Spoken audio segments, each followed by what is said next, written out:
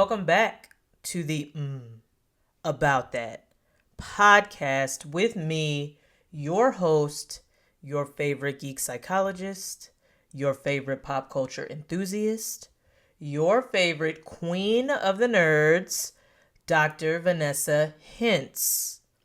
And today, friends, I am pleased to bring to you the third part, the epic conclusion of my conversation with the hardest working man in comics, Victor Dandridge Jr.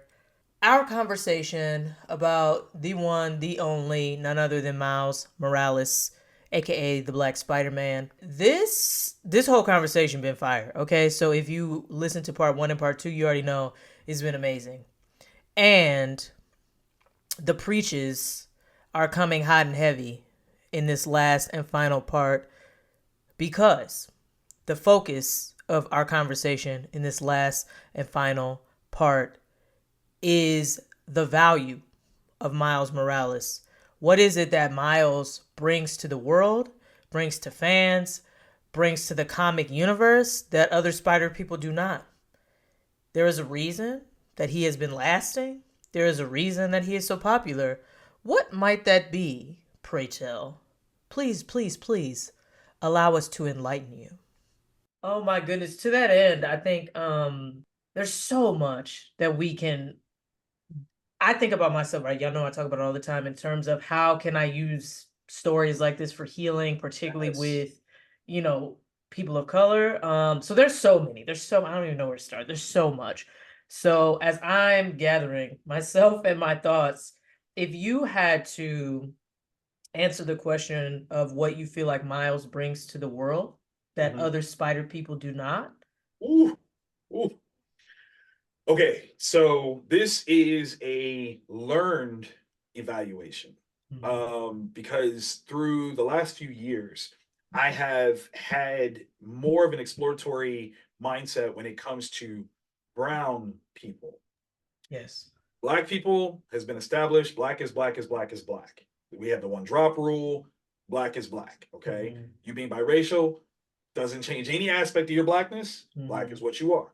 Mhm. But brown has been in flux. Mhm. Brown has been something that was acceptable for its European basis for a Mm. minute, Mhm. because when you look at it, when you say brown, most often, and yes, this could include people of Asian Indian descent, they get called brown. From the Arab world, they get called brown. But a lot of times here in the States specifically, it is Spanish speaking people that are referred to as brown. Mhm. Um, the fact of Spanish and or Portuguese being the basis for their language structure, culture, things like that, those are European places. Mhm. Portugal, Spain, they neighbors, okay? They touch Mhm. Mhm. very Eurocentric places. Mhm. So for the longest time, due to, I believe, the European basis for their culture, their sense of brown as a minority was not as prejudiced as black, Yes. was it? Mhm. Right? We've read books for other institutions where they had people of Argentinian descent that were interjecting on a racial circumstance between white and black folks, Mhm. and they were told, "Well, you be quiet because you're almost like them." But you Mhm. had, being Argentinian, a literal Argentinian immigrant, had the opportunity to speak up with a voice that almost could resonate to whiteness, Yes. but only in defense of blackness was it, put in the box of, hey, you're a minority too. Watch your Mhm. mouth. Mhm. That is something Mhm. that's literally happened within the last, I would say, 60 years of really changing to be where brown Mhm. has the same connotation as black. That wasn't Mm. always the case. Mhm. If you look at any application that you fill out, you have black, you have, what is it, non-white Hispanic. Mhm. So Hispanic can be brown, it can be white, it can be all Mhm. these different things. So you have to specify the level of brownness. I Mhm. say all that to say the reason why Miles is so special is that the other iterations of Spider-Man could all be white guys. Ooh. All be white guys. Even Mm. Miguel O'Hara, who we know, even in this movie, is showcased as Spanish speaking. is considered white. I've Mm-hmm. never seen a like Spanish descent, Latino, Latinx, any claim Miguel with the same fervor that they claim Miles. Ooh, I've seen it. come on. I've Mm-hmm. never seen it. And it's so very interesting because one could make the argument, hey, that's your that's your Spanish, that's your Spanish Spider-Man right there. That's your Let us guy. have Miles because he's black. Like, let us get that one because you got one. The truth is, what Miles represents is the modern connotation of brownness as well, Mm. right? That's what Mm-hmm. he represents. Where Miguel, and it's showcased so perfectly in Across the Spider-Verse. Miguel is the old concept, Turned up. right? Where he assumes a level of power. His minority structure of self is, well, I have it, but look at the story that he tells. He assumed another man's life. What an Trodish. oppressive Listen. move. What a Mm-hmm. colonizing move. Mm-hmm. I'm gonna just Mm-hmm. take over this man because he's gone. And Sir, now look what you done did when you sir, did that. Now look what look you at done look at what did. you done did. Like facts, big facts. Whereas on the other side, Miles is all about self with others. That's his biggest problem, is trying to figure out who he is in the context of everything that he is. Mm, That is the mm, problem. That mm, is the thing that he struggled with from the beginning. Here's mm, my uncle, who I know he's a cool dude and blah blah blah. I don't understand why, my dad feels a certain kind of way, because his dad knows his uncle in a way that Miles doesn't. mm, He sees something, like, I think, going back to Into the Spider-Verse, Jefferson knew that Aaron was the Prowler. He knew that. mm, He absolutely knew it. But he mm-hmm. never turned on his brother. That's a hard move right there. He's like, I know who you are, and I'm gonna have my feelings about you. I'm gonna have feelings so tough. My son knows. I'm Mm-hmm. not gonna disparage you. I'm not gonna dog you. I'm not gonna arrest you.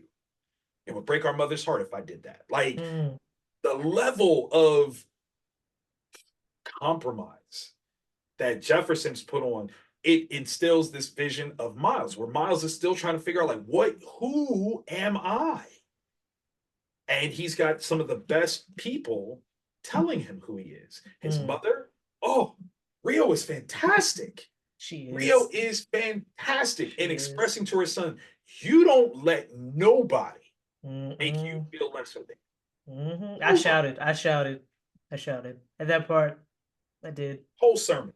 Whole sermon. Mm-hmm. This whole, this Mm-hmm. whole franchise is a sermon. Because even his dad was like, look, there are things that I am making you do for your benefit, and you don't gotta like it. You just gotta do it. And there is the dichotomies of things, the paradoxes of things are so real that you can't deny the authenticity of it. Because I'm telling you this thing, and you're like, in my heart, but that's not true. And you're like, it's not true, but it is true.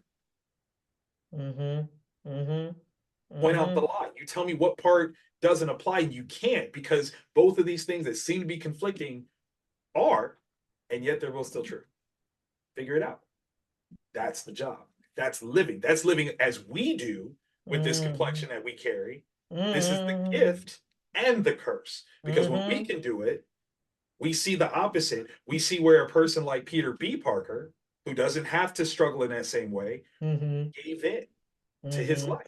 The Mm-hmm. circumstances, like all the things that Peter B. Parker talks about, and you think about like how first world problems they are, Mm-hmm. and yet he was like, well, I'm about to quit being Spider-Man because I can't get what I want. I can't get off like I want to get off. But Mm-hmm. again, the things that have always been the things that are in your way are happenstance. There's never been this. There's never been the complexion of your skin. It's never been where you're from. So there is something about Miles that speaks so perfectly to so many people, either on a racial basis, a generational basis, an economic basis, where you get it. You get it. My kids, we just had this conversation. I was explaining to my sons, I said, you guys have never been poor. Mm-hmm. And they're like, what you mean? I was like, you've never missed a meal because we didn't have it. Right. It's never happened in your lifetime. Mm-hmm. Hearing the breakdown of Rio, breaking it down to the administrator counselor chick of what her life was. Well, you're an immigrant. I'm from Puerto Rico. that's still a territory. Like It's part of mind America. yourself. Mind Mhm. yourself. I'm American. What are you talking about? Mhm. Well, you struggle. We own a floor in Brooklyn. That ain't struggle, baby. Check That's yourself. not what that is. Calm Hmm. that noise. And yet, they're still Hmm. authentically Black, Latino Americans. Hmm. Hmm. Say something. Like, Hmm. you're not gonna challenge us on that. You're not gonna paint this story that we're some comeuppance piece that we're not. We're not that, and that's one of the things I firmly appreciate as a, stepping middle class, minority. I don't know that life. I don't know the life of struggle that they're trying to paint the picture that we're all under the umbrella of. We're not. And what happens when you're not? We Hmm. see too often where those people that don't have as much melanin in their skin, when they're given all these different things, they take for granted what it is. We have the beautiful ability of not only being given some of these things, but then being reminded, hey, this can be taken from you. Hmm. Super easy. This can be taken from you. There's people that Hmm. are in our direct generational bloodline where I can call out their name that died so you can do this. So I'm gonna need you to do better. Hmm. You gotta do better. I can see that being the reason why Aaron and Jefferson don't get along. Because Aaron Hmm. is like, look, I'm trying to get it. Jefferson's like, man, we've seen people struggle. And Aaron's like, you used to run the streets with me. How Hmm. you gonna turn on me like this? Jefferson's like, look, I found a better way. Both are right. What a beautiful showcase of two Black men that disagree Say on it nicknames. again. Mm. I'm Again, about this to. is why this whole series is so phenomenal because it's nothing but sneaking preaches throughout the whole thing. I'm about Throughout to the throw whole a shoe. I'm about to throw a shoe. Like I'm literally about to throw a shoe. Listen, just folks listening, put in on the donation, the building fund. We need a new Listen, roof. Let's go for it. Let's just go hit for me up. I'll give you the cash app because Lord.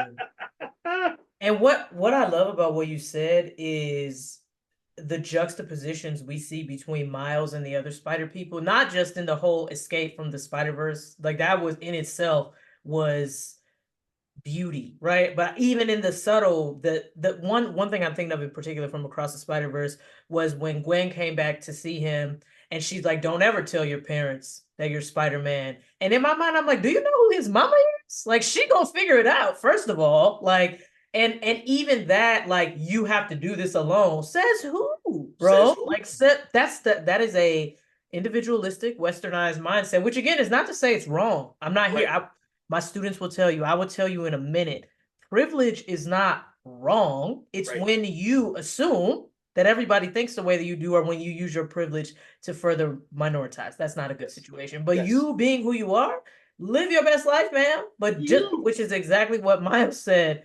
I'm gonna do my own thing because you are you and I am me. And so I think that juxtaposition, the juxtaposition between Gwen and Miles is very important. And then Mhm. Peter B. Parker, that was my dog. He was hilarious. Everything about him was hilarious. Yes. And I was like, the fragility of a mediocre white man That's is right. That's right. serious, right? It's right Like, there. and he's a whole superpowered being. And I'm like, sir, what are you do? What you doing with yourself right now, sir? What you doing with Put yourself? me to that. And it's Put because me you to that. can. It's because you Yes. can. And Yes. it's because you can. Like, I'm not gonna save anybody. I got this little gut. Me and my wife divorced. It's so horrible. Yes, it is. And what's not making it more tough Mm, is your skin that or right any of there. your circumstance. And that That I right think there. you said it so beautifully. And that to me is when we talk to people about privilege. That's why I tell you privilege is not wrong. I'm not saying you never had a struggle. Right. I'm saying your Right. struggle is not because of this thing. It's not because of your skin. And if you're a man, it's not because of your gender, right? Like Definitely. it doesn't mean that being a man is not difficult. It means that the world is not systematically stacked against you. Because Right. as a man, as a Mm, white man, come on now. the world accommodates you.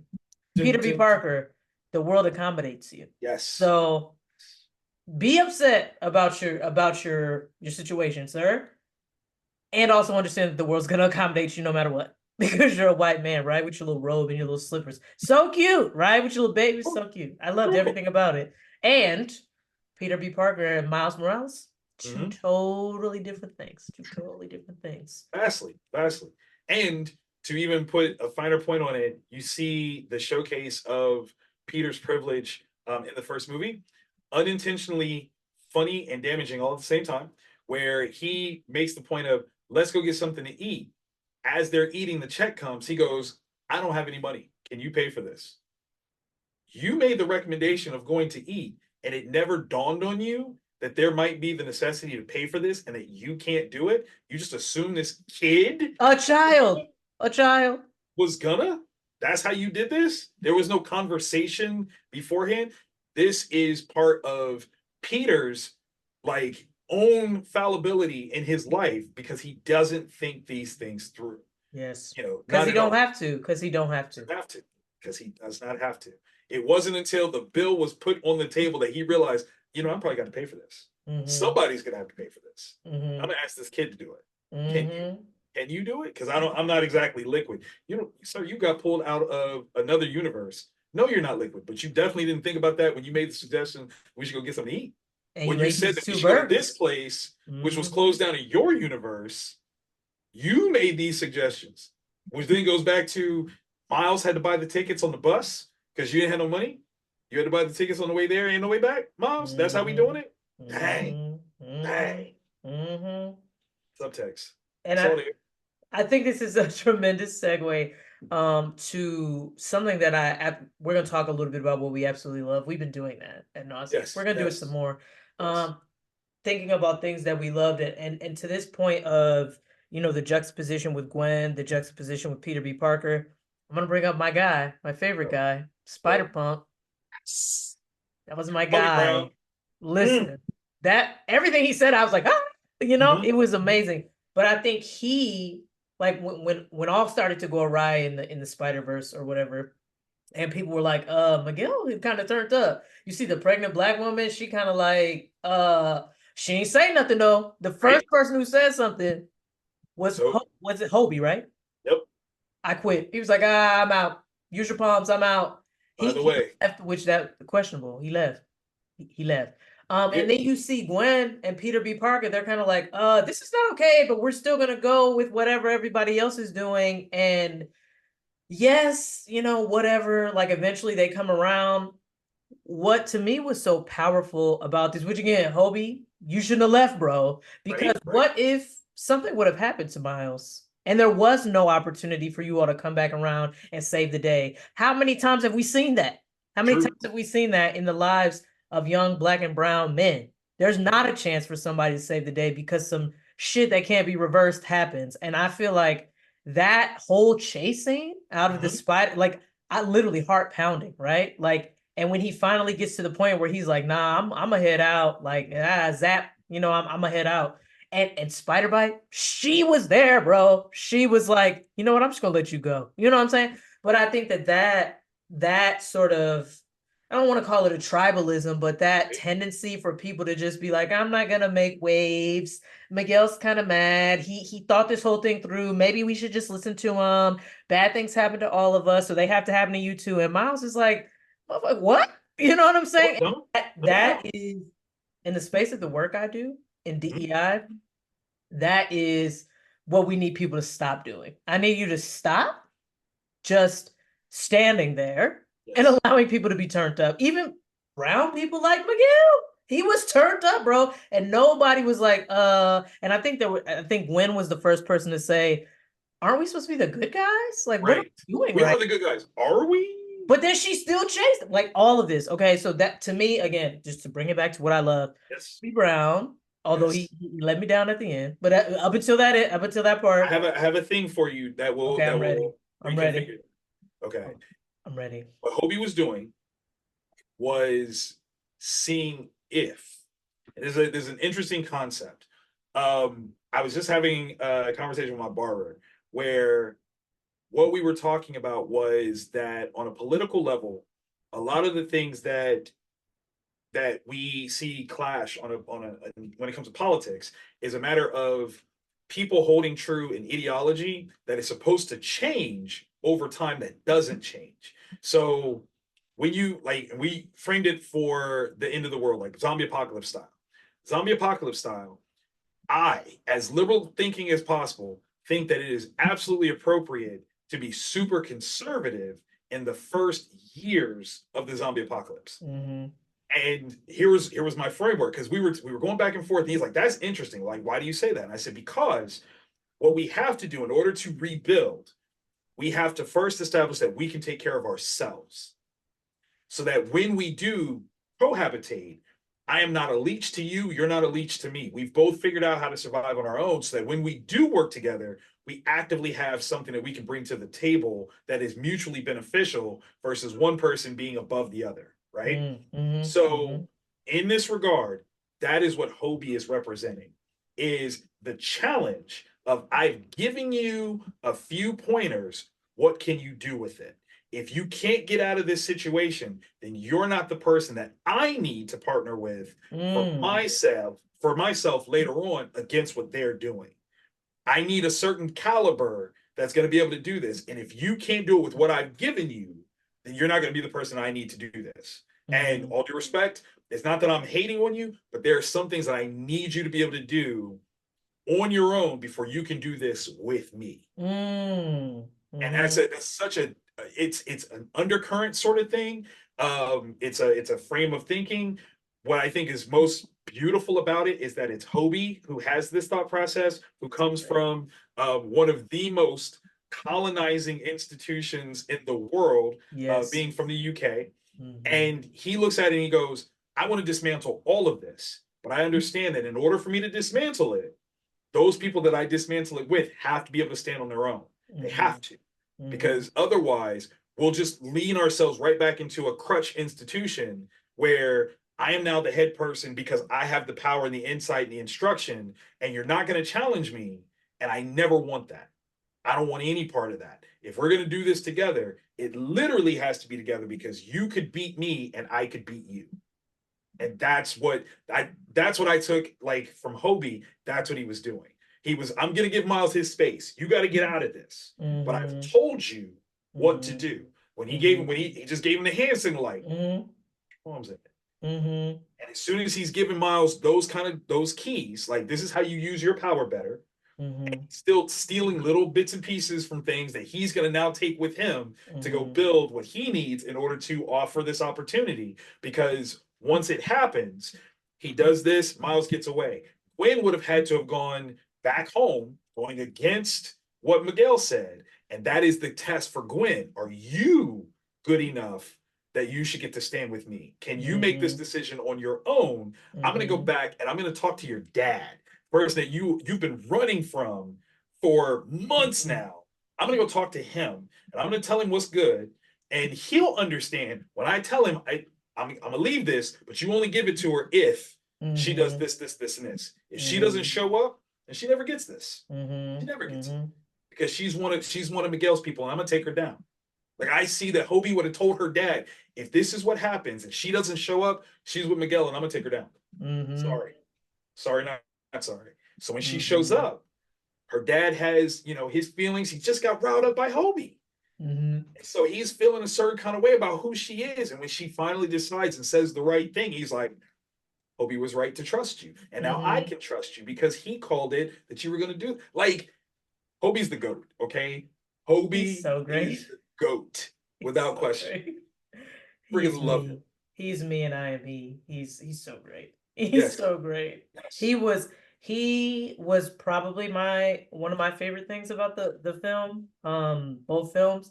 The other I would say is this, which we talk about often with a lot of different stories, but I feel like this one, it was very on the nose, but you are the author of your story. You don't negate your circumstance. You utilize them in your narrative. And so I think that whole entire scene with Miguel and Miles, when he was like, nah, I'm gonna do my own thing. Everybody's telling me what to do. You and again, that sort of, Miguel, you have become the thing that you despise, right? Like, you're the thing. You're the thing. Like, you know what I'm saying? And I think that to me is what is so powerful or important about this narrative in particular, this film in particular. Because again, sometimes you gotta like dig for the message. He said it. He said it plainly. I text you right after I watched that. I tears streaming down my face. I was like, oh God, it was. He said the thing. He said the thing. He said the thing, and it was chef's kiss. It was amazing. As one who owes my mama $1 every time I bring it up, the know them they those. That's what he said, and this that's part of what makes it so special to me is the storytellers from every level, writers, directors, actors, everybody. They said something that spoke to my core belief, and seeing it happen for a character who not only needs to believe it, but is beginning to embody it is the greatest bit of inspiration that I can take as a black man, as a parent, that I can show to my children and go, whatever it is that you want to do, there is a level that you should have to do this at, but do it because you want it. Like that's your, you have to chase this and you have to make this work because this is your story. The last thing you could ever come back like, well, but my dad wanted, forget what I wanted. That's I've explained it to my children that I did that for myself. When I quit the state to go make comics full time, my father did not want me to do that. Mm-hmm. It was the mark of my comeuppance, my maturity, when I told him, I hear you. I'm doing it anyway. This is what Mm-hmm. I want. I get what you're saying from a practical sense, from a paternal sense, from a parenting sense. I get 1,000,000% what you're saying, but I need to do this. And as I've expressed to my children, there will be a day, I know, because it happens to all of us, where my point of view will become far more conservative than it's ever been. And you'll want to do something, and I will say, no, I don't think you should. You have to decide, is my no more important than your yes? Ooh. Whose story is it? Is it mine or is it yours? And that's what Miles has done and embodied so beautifully is as a young man. I mean, he's only 15. So he's got a ton of people telling him what to do, what to do, what to do. And he goes, you know what? I am actually old enough to make a choice. I can do so maturely versus where he was at the beginning, which was immaturely making choices. But he's like, no, I actually understand the great power and responsibility that I have. And Mm-hmm. that first begins not with me saving other people, what I'm choosing to be myself. Mm-hmm. Mm-hmm. That's where it starts. Oh, Mm-hmm. snap. That's what being Spider-Man is about, is first being Mm-hmm. it here and then being it for everybody else. Mm-hmm. Freaking amazing. Mm-hmm. Freaking Yes. amazing. Yeah. And can we talk about too that scene where he says to Miguel like, "Nah, I'm gonna do my own thing." Mhm. The defiance on his face when he was like zapping him with the palms, like literally, that was the face I'd have made it to I don't know how many people in my Oh, yeah. life when they're like, "You can't do that. Watch me." And literally, I want to frame that and put it in my office because the way that his face went from, you know what I'm saying? Like it was just Yes. so Yes. amazing. And I don't know, I'm sure they did that on purpose, but it was so amazing. It was Not so only did they do that on purpose, let's keep this a million. How many people would embrace the expression of all of that? It is up there, and I know I'm gonna hit you in your feels. It is up there with the Killmonger High Auntie. woo! Come That on. Come because on. other people heard the Hey Auntie and they're like, oh, that's funny. But we heard it and we're Right. like, yo, like that's Yes. something more than just Hey Yes. Auntie. And that face that Miles makes is more than watch me. Yes. It is it Yes. is not just watch me, it's you're about to pay for doubting me. You thought. You thought, You Miguel. about to You learn thought. today. Exactly. Today. Like Ooh. it is a cultural moment that they captured perfectly. And the fact that it's animated is even better. Listen, how did you do that? How did you do that? Who was in the room? Because that was Right. black ass animators that was in I'm that room. saying, who had I their was in the mirror kids? like, Who hold on, had their kids in there? let Like, me just what? come on. Oh, it was Especially, okay, so, so this is so good. something again, privileged information that I got from Shamik. They did not have a traditional script for this movie. Hmm. What they did was the directors, writers, producers, whatever, they gave them phrases to say.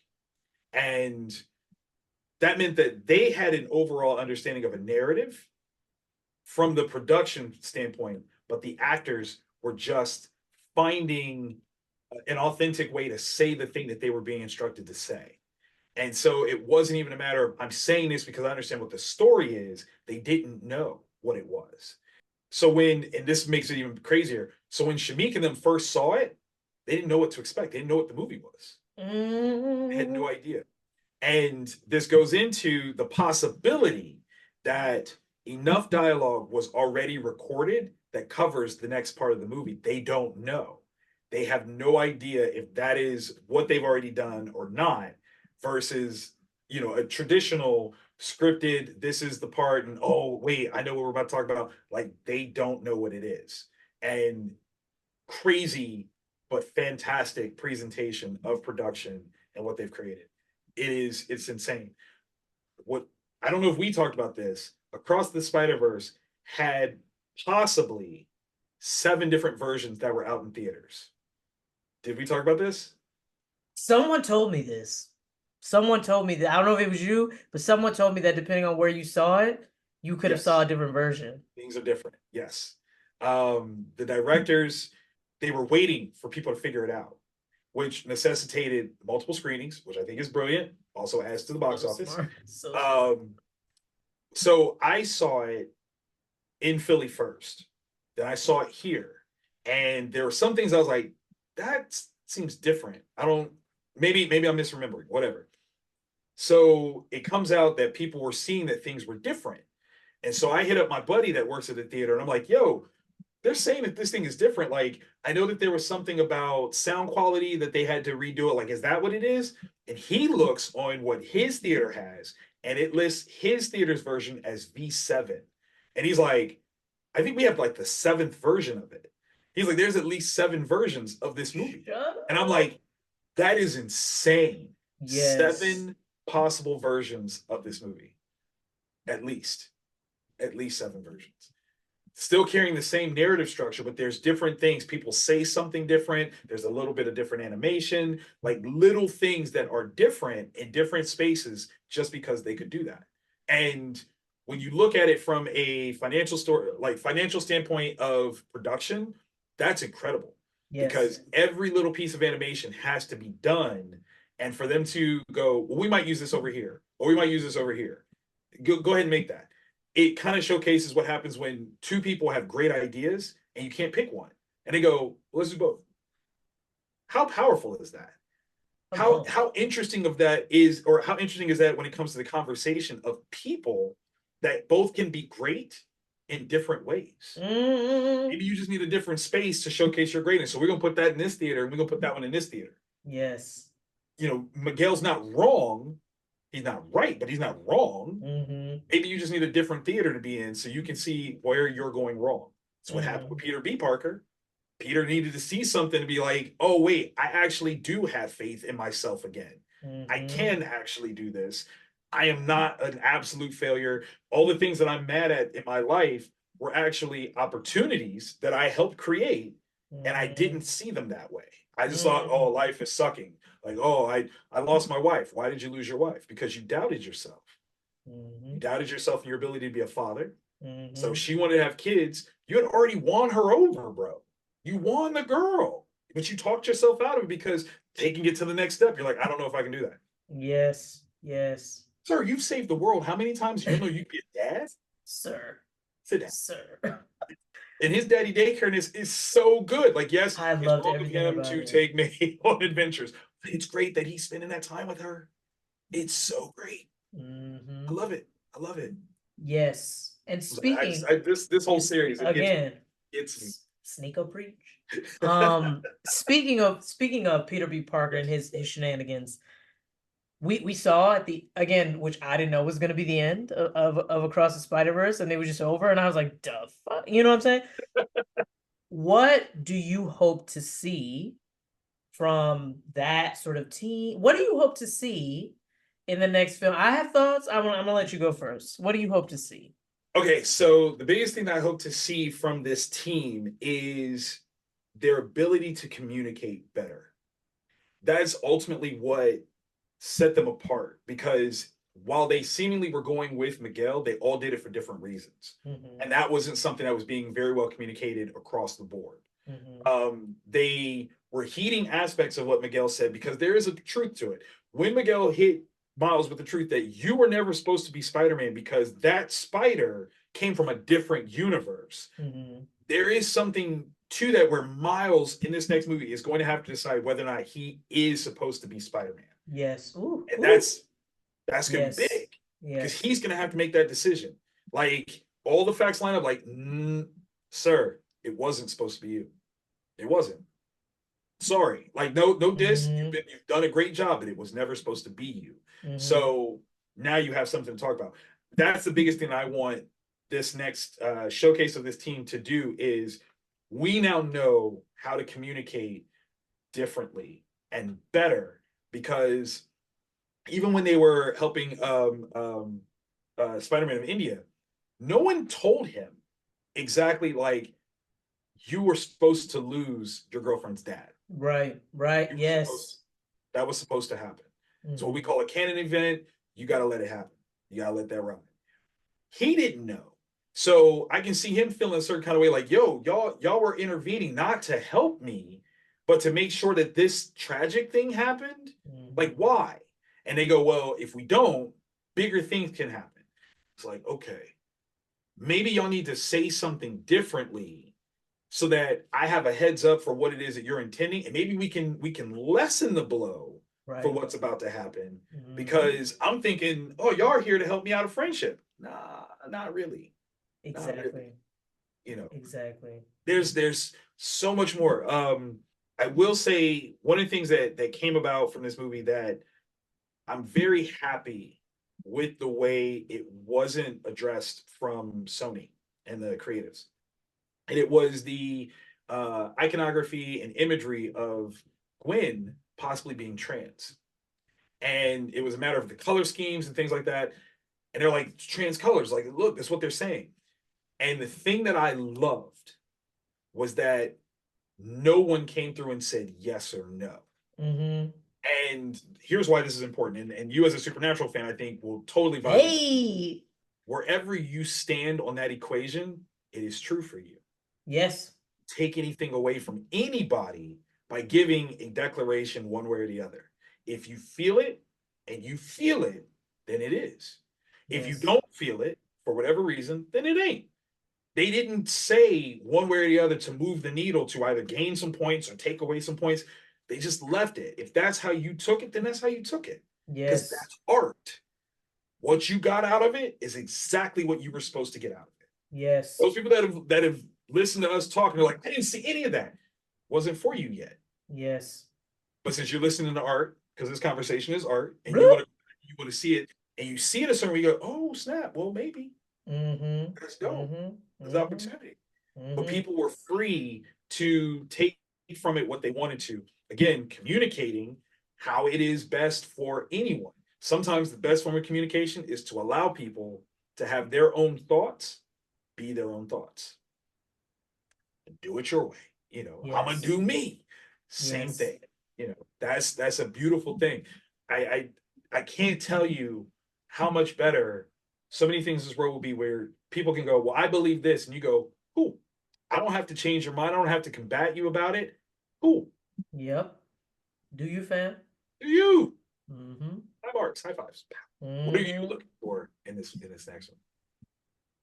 So similar to what you mentioned about the team, I don't want to just see another iteration of what Miguel had because clearly that again was rooted in the same style and way of being that we're saying we don't like. Mhm. So that's the one thing.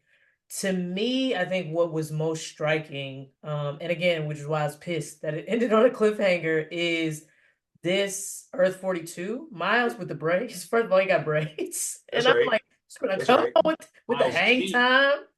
Um, what I really hope, which again, I'm gonna put into the universe that they're not gonna do this because they're Okay. going to be thoughtful about it. The Earth 42 Miles lost his father Mhm. and seemingly is on a very dark path, right? Yeah. So to me, he is a I don't want to say stereotypes. I think that's the wrong word, but he's a young black and brown child who does not have a father, who Mhm. lives with a single mom and has turned to a life of whatever Mhm. because of grief, because of whatever, right? And that is racial trauma. That is trauma, period, right? And so it is very, I don't want to say accurate because that's not the right word. It makes sense. It makes sense, right? And what I don't want to happen is that Miles gets juxtaposed against our Miles as good and bad. That's what I don't want. Because I think that the Miles who is with the braids, the Prowler Miles, Mhm. he got to that place because of things that have happened. So it is not for us to demonize that person, right? And that's what I don't want to happen. And I was like, how are we gonna like how is this gonna be resolved? Because Yeah. even you see Uncle Aaron, like he probably is doing what he thinks is best, right? Even though we're like, no, we don't want you to do that. You can, I don't want it to become there's a good way to be a black or brown child and there's a bad way. And that's what I don't, because even Uncle Aaron, the first movie, you see so many layers to him. Like, yes, he was this like bad person, whatever. And you know what I'm saying? Yeah. There was a yes and. Like he Yeah. was a bad guy, quote. I'm doing air quotes. But I just don't want it to become, because even with Miguel, I think there's an opportunity here to have a Mhm. conversation not about good and bad and not to do what Hawkman did in Black Adam and try to draw that firm line, that's not a thing. Like that's Not not it. a thing. And so Not I it. don't want them to do that. Yeah. I not only do I think you're absolutely right in that space, I think the subtle clues to that truth are there. I don't think in this universe with Miles G that Uncle Aaron was the Prowler. Mm-hmm. I don't think he was. I think Miles becomes the Prowler, and Miles becomes the Prowler due to environmental influence because this is something that they subtly showcase, but they don't say it very well. In that universe, in Earth 42's universe, the Sinister Six are in charge. So it's run by bad guys, Mm-hmm. which in the setup, that Miles' dad died Mm-hmm. being a hero from the bad guys. Mm-hmm. Miles seems to be on the path that I have to fight fire with fire, and that's why he's the Prowler to go up against those guys because if everything lines up where he was supposed to be Spider-Man, he theoretically was supposed to have the power to go up against these guys and Ah, be yes. good at doing it. But instead, that spider got pulled away. He didn't get bit. He becomes Prowler to fight those guys, which almost is I'm going to fight you in the same way. Mm-hmm. Whereas if he got bit by the spider, there's more of a chance that he would start leaning towards how would my dad have wanted me to fight you? Mm-hmm. That's what I need to go back to is that Mm-hmm. part.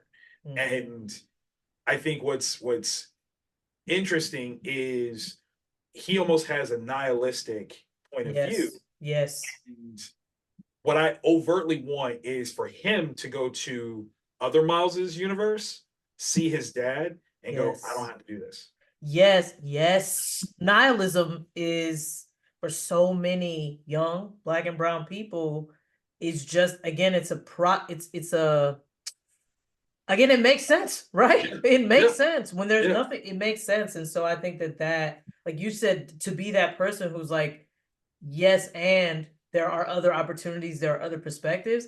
That is what I hope. I yes, hope it doesn't become we have to vanquish this Prowler Miles because he is horrible right. and you're great. Because again, that we all have been nihilistic Miles at a time in our life, right? At And some it's point, not, at you some know what I'm point, saying? right. Yes. Even if there is the showcase, and this is one of those opportunities where Peter B can use his privilege. If Miles starts to go like, "Well, you're a bad guy," and Peter goes, "You don't understand.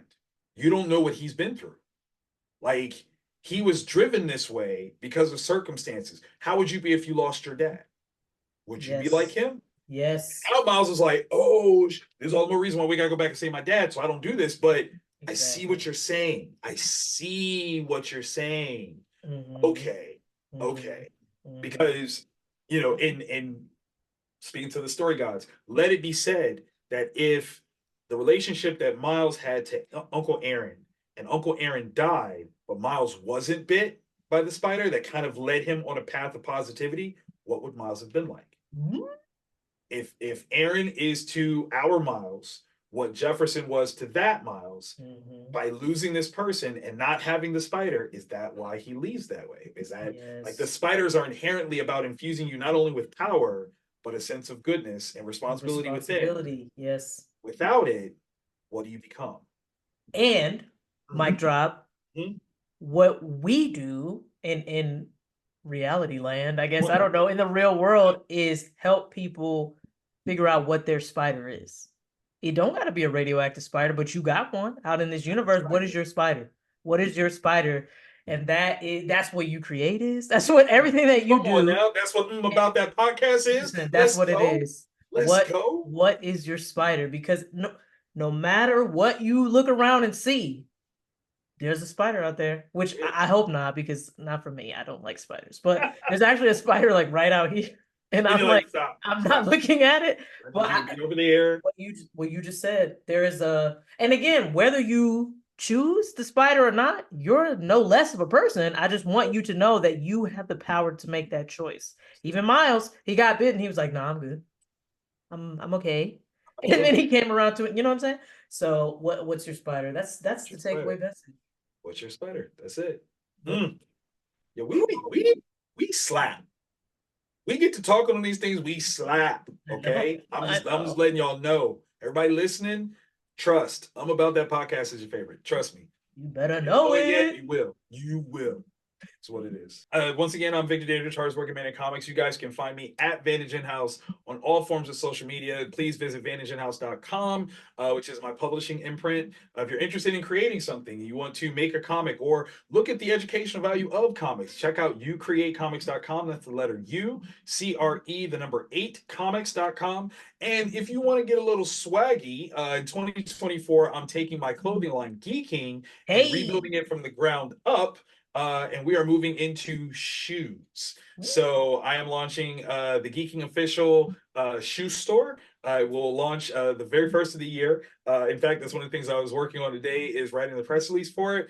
It's one of those circumstances where this kind of speaks to what we were talking about. When you have something that you are exploring, you're trying out, and it's not quite working the way that you expect it to, be open to the opportunities that the universe is sending your way.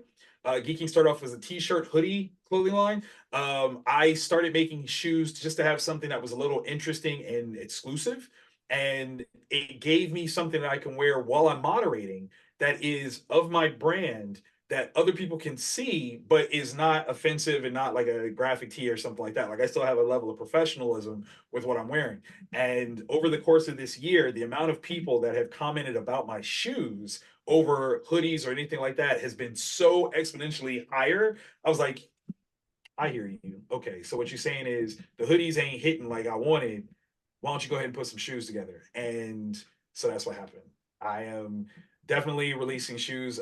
My favorite ones are some turquoise ones that everyone has loved, Facts. including Mr. Giancarlo Esposito, who Ooh, come on, Uncle come on. G, he got a pair coming because we were on stage here in Columbus, and he gets up and he starts talking, he's waxing, he goes, I just want to be telling you that for the last 20 minutes I've been looking at your shoes and I like those shoes. And I'm I like, love him. Yes. you better stop, Uncle G. You You better better stop. stop it. So yes, Geeking. If you go on Instagram, all hail the Geeking. You can follow along there, and I will definitely have not only the showcase for the shirts and hoodies and stuff, but the shoes as well. Because yeah, we're gonna put pop culture out there. We're gonna put entrepreneurship out there, and if you can think of something, you can do it. And that is the biggest thing that we want you to take away from this. Do your own thing. Nah, I'm gonna do my own thing. Oh, that's like the tagline of my life. Thank you. Everything. I love it. Yes, thank you so much. This is Of just, course. I surprised myself. This is so amazing. We have surprised Come on ourselves. now. This is what we expect. This is what So we expect. amazing. Thank you all so much. And until next time, good people.